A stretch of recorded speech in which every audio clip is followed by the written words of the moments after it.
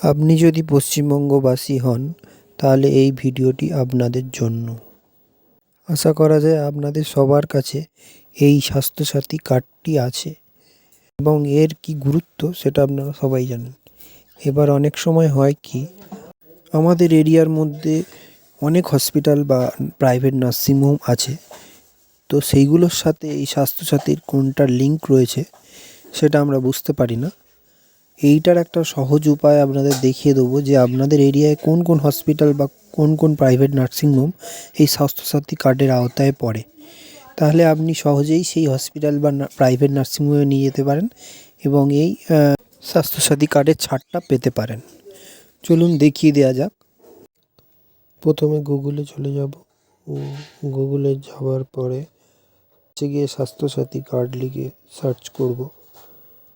করার পর যে ওয়েবসাইটটা খুলে যাবে, কর্নারে 3 ডটে ক্লিক করার পরে একটা লিস্ট চলে আসবে। সেই লিস্টে অ্যাক্টিভ হসপিটাল লিস্ট বলে একটি অপশান দেখতে পাবো, সেখানে ক্লিক করব।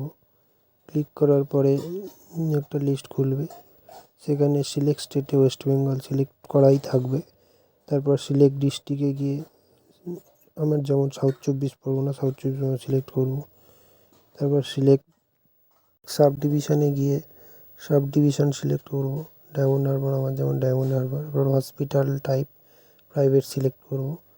তারপর হসপিটাল গ্রেড কিছু দিতেও পারেন, নাও দিতে পারেন।